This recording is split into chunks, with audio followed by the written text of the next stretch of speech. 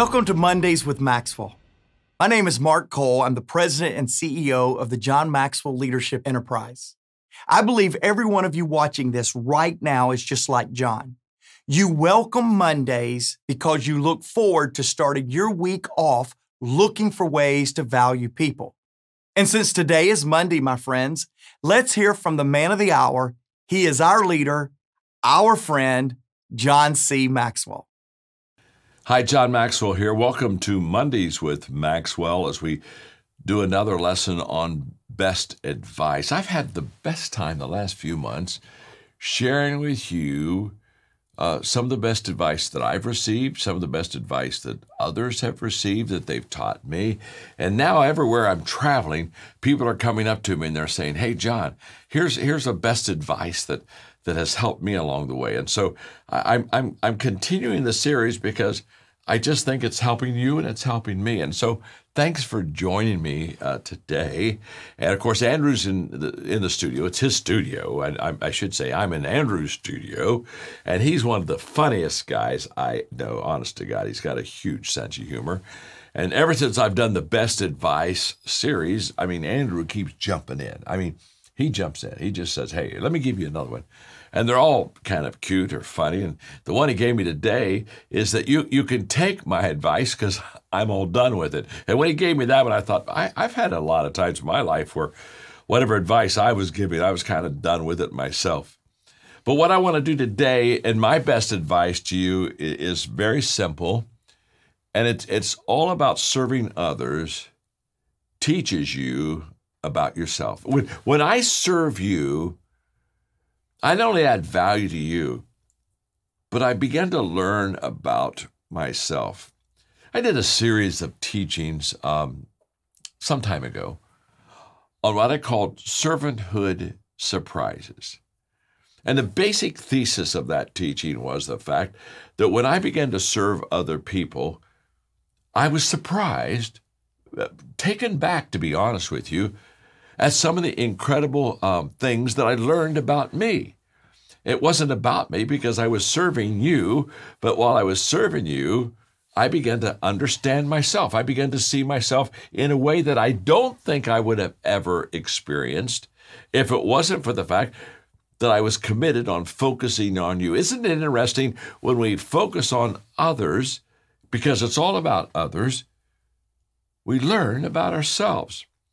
Now, let me just start off by saying that I didn't really understand as a young leader servanthood at all. In fact, if you would have come up to me in my middle 20s and said, "Okay, what does leadership mean to you?" I would have said with a great deal of excitement, leadership to me means that I have this vision and I share it with others, and they buy into this vision and they get on my leadership train and I build this great organization. And back then, leadership wasn't about me serving anybody.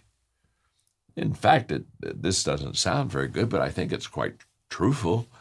Leadership for me was about people coming and serving me, and who could I get to help me with my dream and my vision. And I was always looking around, recruiting people, and come on to my team, but it was all about me. But when I was 26 in Dayton, Ohio, for the first time, now it wasn't the last time, I heard many, many times Zig Ziglar speak, but for the first time, sitting on the front row in that Dayton arena with probably 10 to 12,000 people there, I heard Zig say that if you would help other people get what they want, that in the end, they would help you get what you want.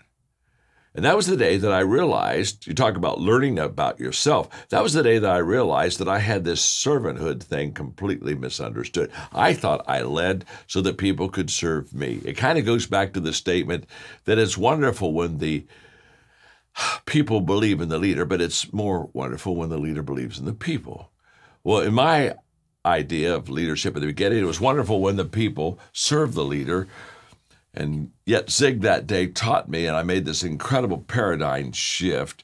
Yeah, it's wonderful when the people serve the leader, but it's even more wonderful when the leader serves the people. Now, when I heard Zig in Dayton that day, I began to reflect on myself and realize that I needed to make a U-turn, that I was basically clear on the other opposite end of the spectrum. I was saying, join my team and serve me. And all of a sudden Zig says, no, you just help people get what they want. You start with serving others and putting them first.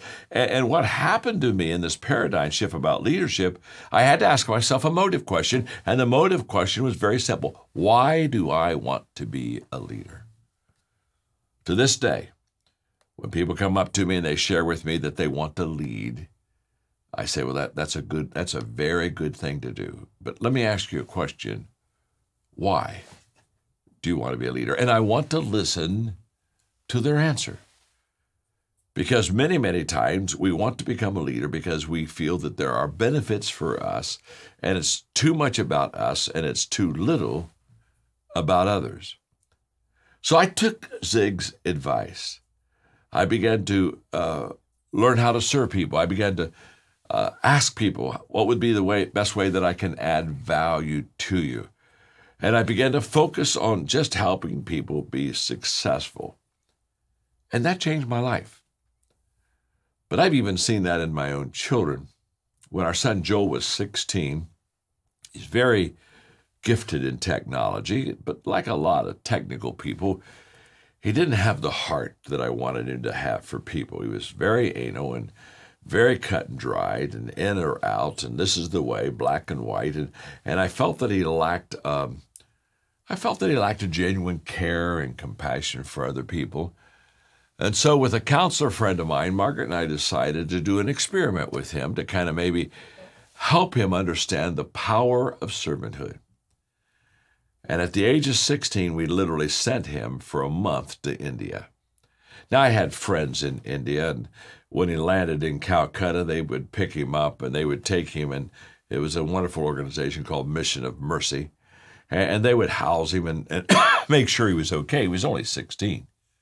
But what I wanted for sure for him to do is I wanted him every day in Calcutta to stand in a serving line and serve people food who had no money and basically had very little future. I wanted him to experience putting other people first. I wanted him to see himself differently than he'd ever seen before. We put him on a train to give him a 1-week little tour of India, and he rode economy class, which meant basically he sat on a board. And if you've ever been on a train in India, you know that's an incredible experience. And he got sick, and it was just a life-changing experience. I did do one thing for him. I did ask Mother Teresa if she would give him a little time. And one day while he was there, she gave him a half hour. And his favorite picture in the world is him standing beside Mother Teresa and seeing this incredible woman who really is the picture of servanthood.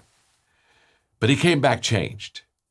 He came back mellow. He came back much more introspective. He came back kinder. You see, he was in for that what I call servanthood surprise, when he basically, instead of waiting to be served, and he was growing up in an incredibly privileged home and having a privileged lifestyle, I just had to help him get out of his comfort zone. When we take our John Maxwell Team coaches on international trips to serve and to help train facilitators for our transformation tables around the world, the very first night when they gather together before we ever go out and work very hard in serving and training and teaching, I share with them that they've come to serve. And that's exactly what they do. And they do it extremely well. They have literally given their time. They've paid their expenses, their way there. I said, you have come to serve, and you're going to work very hard. But when you get on the plane 4 days later, you're going to understand that you received more than you gave. That's the paradox, the beautiful paradox of servanthood. And then I say to them a very simple statement. Once you have tasted significance, significance is all about adding value and serving others. Once you have tasted significance, success, it'll never satisfy. And every coach learns that lesson in the next 4 or 5 days. But let me just share with you very briefly in our Monday with Maxwell today, let me just share with you 3 things that I have learned about myself from serving others. And the first thing that I've learned about myself in serving others is that until I serve people, I really don't value them. That there's something about putting other people first that makes them a priority in your life. And with that priority in your life, you begin to truly value that person. You've heard me say before that if you're hurting, I'll help you, and if you're broken, I'll fix you. But if I see you as valuable, I'll serve you. And for many years, I saw people as hurting, so I helped them, and I saw them broken, so I fixed them. But to be honest with you, when I did those things, it made me look good. I wasn't doing it to make me look good, but honestly, the people would say, "Oh, John, if you wouldn't have come, where would I be today?" And I almost had like a Messiah sense to myself. Well, here I am, and wow, you're broken, I'll fix you. Oh my, you're hurting, I'll help you, okay. But you see, everything changes. That table completely turns. I no longer have the upper hand when I see you as valuable. Because I see you as a person of value, I'll serve you. So serving others has taught me to really value people. Secondly, it's taught me to value teamwork. When you begin to serve others, you begin to understand their importance on the team. And you understand how that you begin to need each other. I have a statement that has been quoted many, many times. I bet you've maybe even quoted it once or twice. Teamwork makes the dream work.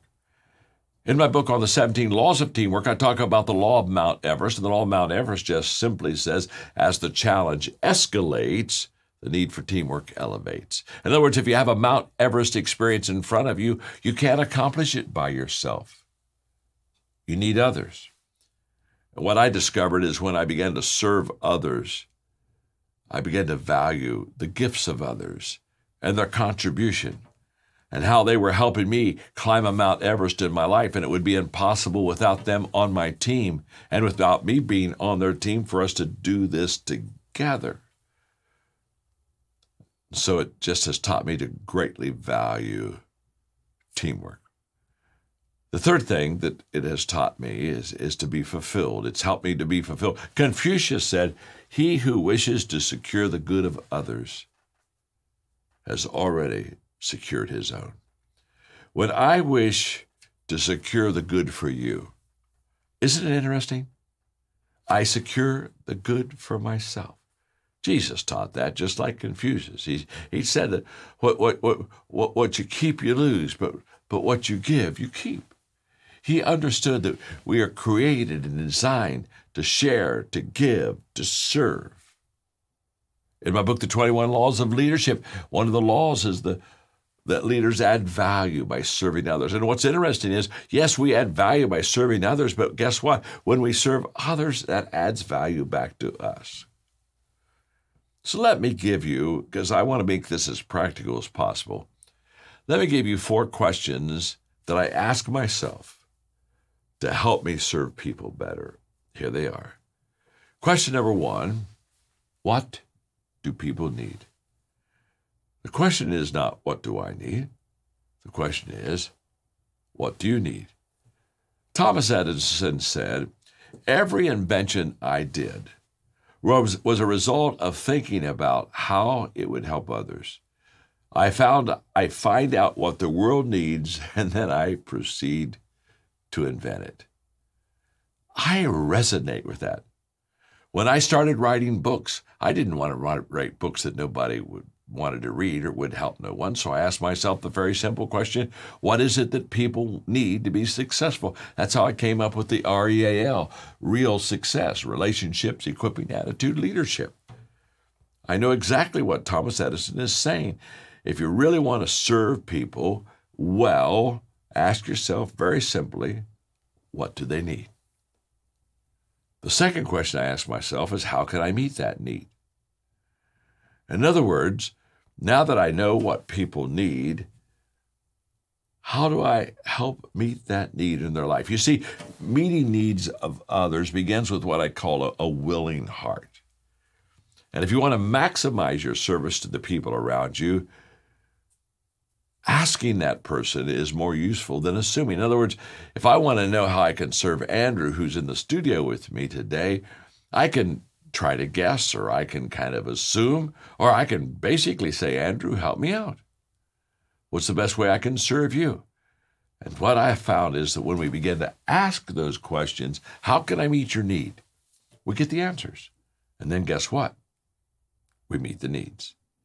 The third question I ask myself is, what do I do best that allows me to serve people best? You see, there are two parts of serving others that I don't want you to miss. The first part, I think, is the most natural, the thing that we grasp the easiest, and that is service requires a heart to serve. A serving heart turns a desire into actions. See, that's all about my attitude to serve. But the best service, if I'm going to give you the best service that I can give you as a servant, I need to put with that service my skills. Now, when I decide and discover what you want and need for me to serve you, if I have a willing heart, but I also have the skills to do it, now I'm going to serve you with excellence. The fourth question is, how can I inspire others to serve? That's why I'm doing this lesson, by the way, today on Best Advice on Mondays with Maxwell. I'm wanting to inspire you perhaps to a little different or greater degree than ever before in your life to serve others. And how can I do that? Well, I think there are quickly three ways. One, I can be an example. It's just true. People do what people see. And so every day I add value to people. And why do I add value to people? Very simply, I want people to see that, so it inspires them. Number two, I want to help people know how to help people. In other words, another reason I'm doing this lesson is I want to teach you how to serve and help others. I wrote a book called Change Your World. If you do not have that book, please get it. Just go to changeyourworld.com, and it's a plan, it's a map. It's a guideline on how you can start literally, when you turn the first page of Change Your World, you can literally start to change the lives of people. We teach you exactly how to be a make-a-difference person. We teach you how to live a life of significance. ChangeYourWorld.com. Go to it. And then the third way that I do my best to inspire others in service is I ask them to help me. I just say, hey, I'd love for you to help me. I've got a vision. Would you like to be part of it? You see, inspiration often begins with an invitation. There have been times when somebody invited me to join their cause, and I did, and I got all inspired. But I wouldn't have gotten inspired if they wouldn't have said, would you like to join the cause? We just finished up in Highlands, North Carolina, where Margaret and I live in the summer. We just finished our annual Maxwell Invitational. It's just a golf tournament for a few people who want to play 3 courses of golf with me for 3 days. And they're very generous to our nonprofit organization, Equip. Each one gives $25,000 to be part of the Maxwell Invitational, and we had a blast playing golf. The last afternoon, after we finished our 3 days of golf, we were having a wonderful luncheon. We were giving out awards and prizes and telling stories, and everybody was laughing. And all of a sudden, I just sat back at the table and I looked at them. And the conclusion I had was very simple. Every one of them wanted to serve. Every one of them wanted to help. And I thought, how blessed I am. As I close this teaching today on serving others teaches us about ourselves, I want to talk to you just for a moment about my coaching organization, the John Maxwell Team. I think one of the reasons why we are successful, and we are, think about it, 10 years, 39,000 coaches in 172 countries. In fact, I'm asked all the time, John, how did your coaching company grow so fast and do so much? I was just blessed. The other day, Mark Cole, our CEO, told me that through our youth initiative with the John Maxwell Team and our coaches, we have now shared and helped over 1.5 million kids. And when he told me that, I thought, that's who we are. That's what we do. But the core of our success in the John Maxwell Team is the fact that we teach our people to serve. Again, our first lesson on John Maxwell Team DNA is that we are people of value who value people and add value to them. It's who we are. That's what we do.